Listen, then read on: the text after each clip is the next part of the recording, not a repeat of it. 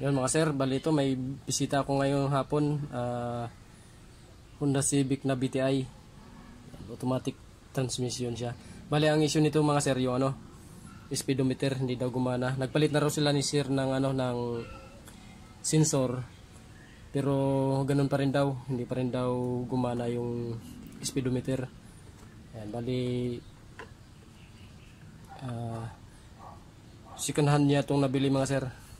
Nung pagkabili daw niya nito, talagang hindi na daw gumagana yun. Ay, may time na gumagana, tapos may time na sobrang likot yung needle, tapos hanggang sa pumipitik-pitik na lang daw, tapos ngayon hindi na talaga sa gumana.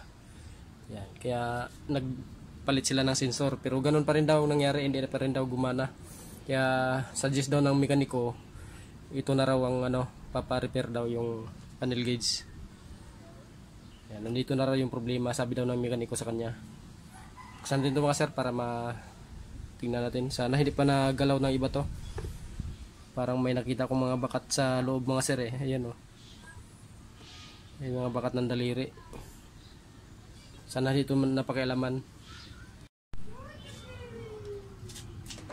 Yan mga sir, to testing natin to mga sir. Bago natin buksan, check muna natin to kung talagang hindi siya nagana. Yun. Napansin ko mga sir, paglagay ko pa lang ng yan.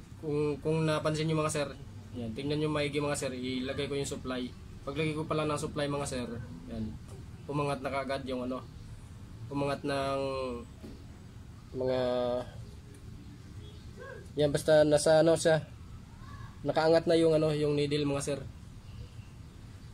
Yan. Pwede itong mga sir, pwedeng nawala sa calibration, baka ginalaw to dati. Pwedeng may problema talaga sa board nito. Yan. Yan Papansin niyo mga sir, tanggalin ko yung supply. Yan, bumaba. Tapos ilagay ko ulit yung supply mga sir. Yan. Yan. Pitik ko dito mga sir. Yan, napalo siya mga sir, pero parang magalit.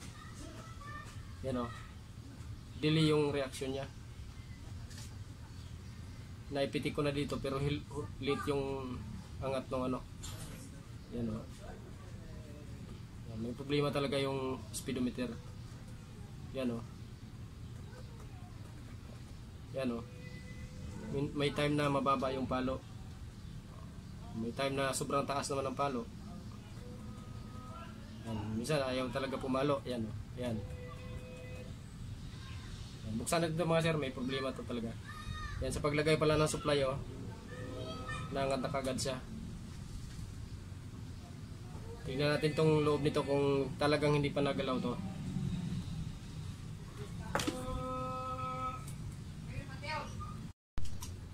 Mga sir, ito na.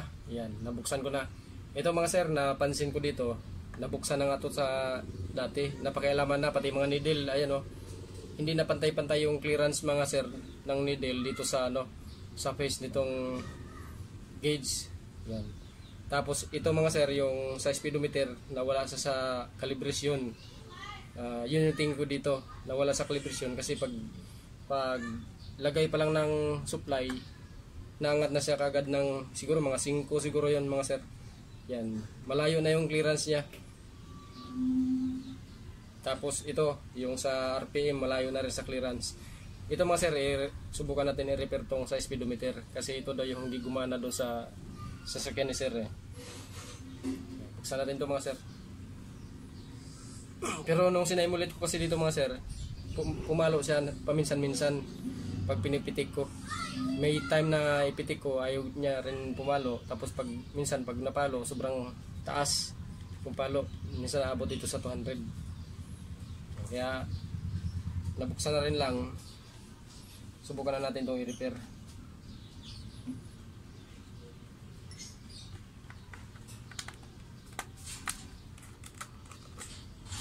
So ito mga sir, pansin nyo yung yung needle ng temperature yan. Bali siya mga sir, dinugtong lang yun. Tabingi pa yung pagkadugtong.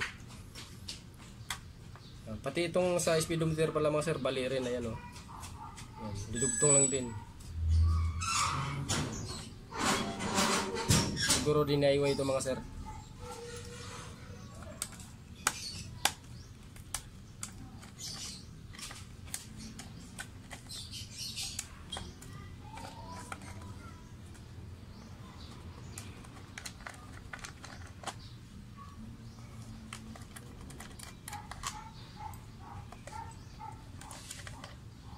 Siguro doon sa dating may-ari nito mga sir, pina-repair siguro to. Kaya ganito. Ito mga sir, oh.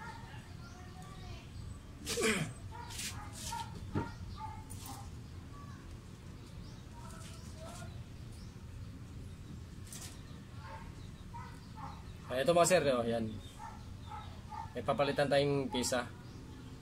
Kasi kita naman sunog talaga, oh. Sunog.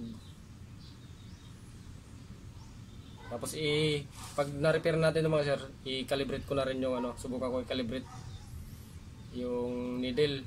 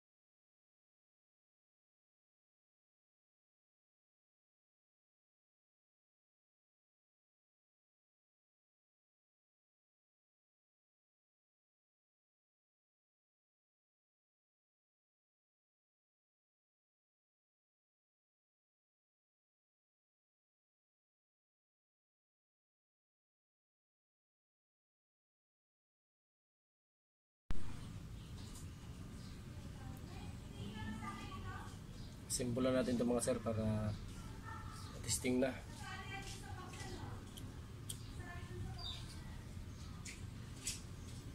Pabili po. Kapasuyo mo na, pabili daw.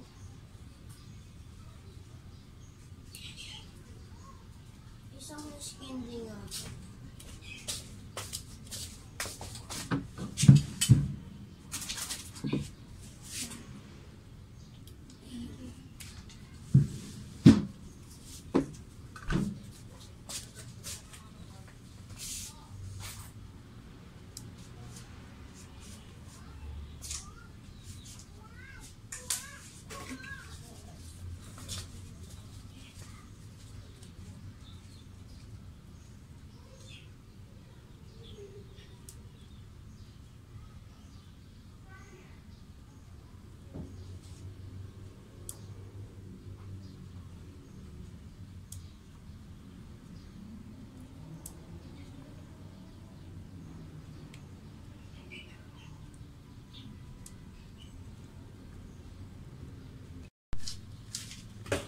Ito na mga sir, yung ano.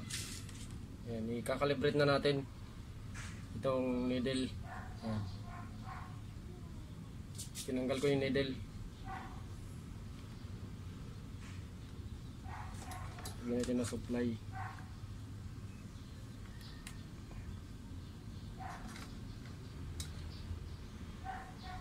Ayan, paglagay kanina ng supply mga sir, naangat kagad yung ano, yung needle ng mga 5 yata.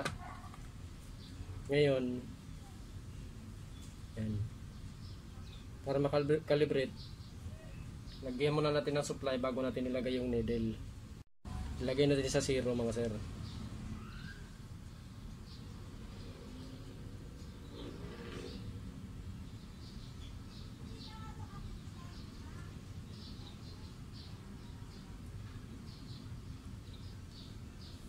Ayan mga sir, nakalagay na sa 0 yung needle.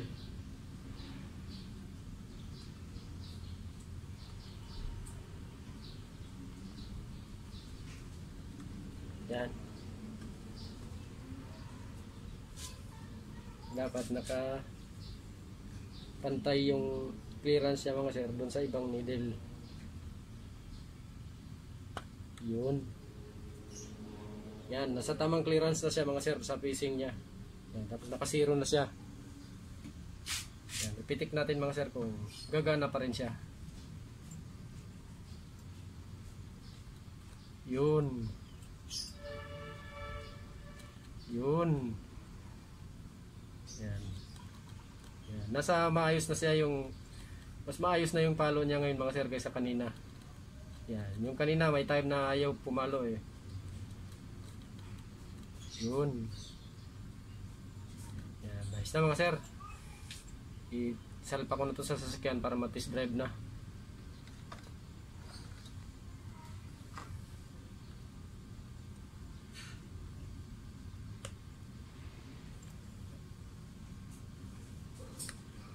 Nakakalibrate na yan mga sir.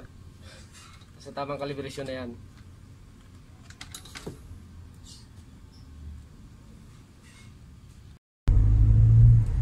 Accurate naman yung reading niya sir. Ganitong takbo. Mas okay na nga. Umihigit na.